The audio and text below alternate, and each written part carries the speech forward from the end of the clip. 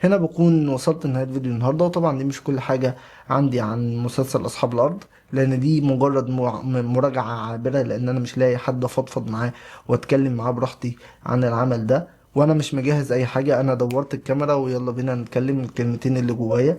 مفيش حاجة عميقة طبعا ممكن تتقال، لأني ما ذاكرتش كويس، ما ذاكرتش العمل كويس. كان لازم أقرأ كويس وأذاكر كويس علشان أطلع مادة تستحق إن انتوا تشوفوها.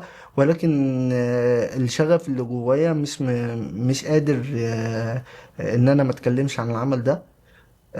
فقررت إن أنا أشغل الكاميرا وأتكلم. مبدي كيلي لكم خلعة، ولا لا لا بدي زنار. ليلي ليلي يا من يا من عيني للهنا يا روح. السلام عليكم واهلا بيكم في فيديو جديد من فيلم ترند. وفي الفيديو ده هنتكلم عن مسلسل صحاب الارض. مسلسل صحاب الارض الحقيقه من اكتر المسلسلات اللي مخلياني متحمس ان انا اتفرج على مسلسلات في رمضان بكل تاكيد. يعني مش اي عمل بيخليني عندي الشغف ده والهرشه اللي بتكون موجوده هنا ان انا اتكلم عن الفن او عن الدراما او عن السينما. فالعمل استفزني الحقيقة. وصحاب الأرض هو مسلسل بيتكلم عن القضية الفلسطينية، عن الأحداث اللي حصلت فيما بعد 23 تحديدا، بتعرض أهل فلسطين لإبادة جماعية بكل تأكيد، تحديدا غزة.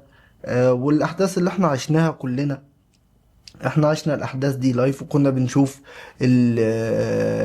اللايفات اللي بتطلع من الناس من اهل غزة ذات نفسهم. ولكن الحقيقة احنا محتاجين عمل درامي يؤرخ الاحداث دي علشان تفضل عايشة. اللايفات دي محدش هيرجع لها مرة تانية، ولكن الأعمال الدرامية هيترجع لها مرة تانية بكل تأكيد، وهتكون يعني شيء يعني موجود في التاريخ. إن اللي حصل يا جماعة ما يتنسيش. اللي حصل ما ينفعش ان احنا نتسامح ونصالح هذا الشيء يعني. فالتفاصيل اللي اتذكرت في العمل الحقيقة كانت تفاصيل دقيقة جدا، بناء على الريفرنس اللي موجودة على الانترنت يعني. بالنسبة لأسماء الناس، أسماء الناس المصابين، وأسماء الناس اللي تعرضت للإبادة. والموضوع يعني الحقيقة كان جدا حقيقي. التمثيل يعني أنا لما كنت بتفرج على العمل ده حاسس إن أنا بتفرج على حاجة متصورة لايف، حاسس إن أنا بشوف حقيقة قدامي زي ما احنا عشناها. نفس المشاعر اللي وصلتنا بل اقوى كمان. يعني الدراما يعني اداة قوية جدا تقدر تأثر علينا وتسيطر علينا بشكل اكبر بكتير من ان احنا اعتدنا الحدث او اعتدنا الخبر. كل يوم بنسمع قصف في غزة، كل يوم بنسمع عن ناس بتموت. فابتدينا خلاص مع مرور الوقت، 3 سنين 3 سنين مع مرور الوقت، فابتدينا حالة الذعر اللي احنا فيها دي ما بقتش موجودة. خلاص ايه المشكلة يعني؟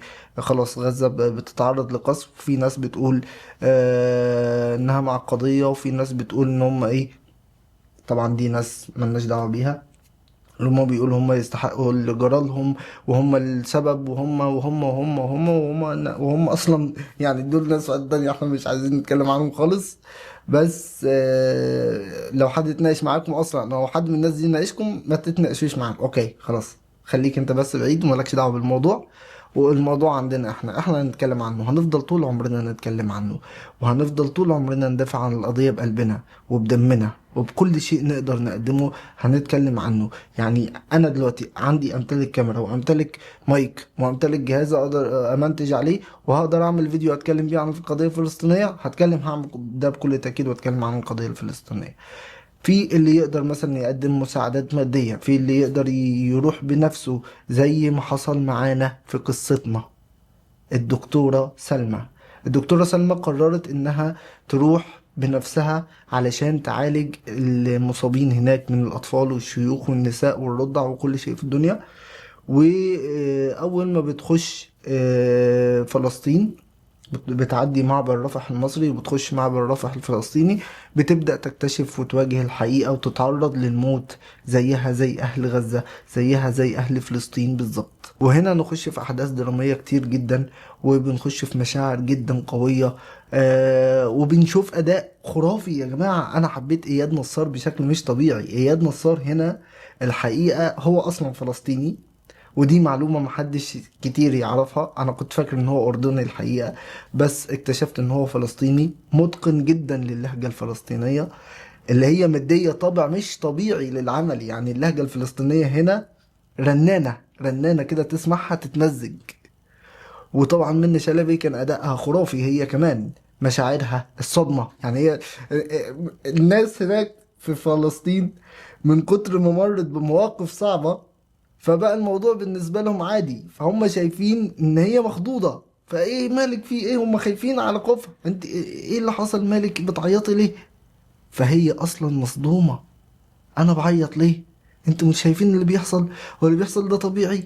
هو طبيعي ان الناس تخش تعمل فينا كده؟ هو طبيعي ان الموتى تتفتش بالشكل ده؟ هو طبيعي ان اهل فلسطين صحاب الارض نفسهم يطلعوا باسبوراتهم ويحطوا ايديهم على راسهم كده ويستسلموا للاحتلال؟ هو ده طبيعي؟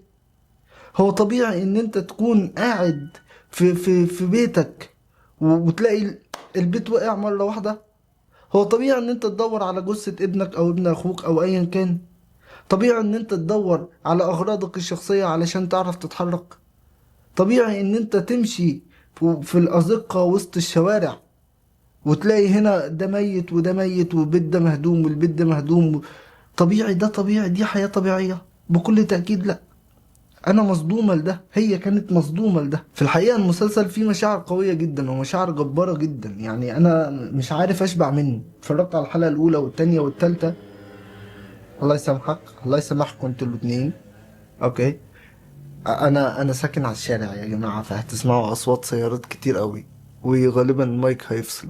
فانا عايز انجز سريعا كده قبل ما المايك يفصل، ونقول ان انا ده عمل جدا يحترم، في اداء قوي جدا، موسيقى تصويرية خرافية، الاغاني اللي موجودة خرافية هي كمان، الاداء التمثيلي طبيعي، مصدق، حقيقي. اللي عايز تقوله قوله، اللي عندك من جمال ومن عظمة ومن تعبيرات قوية وعايز تعبر عن العمل ده، عبر يا باشا براحتك.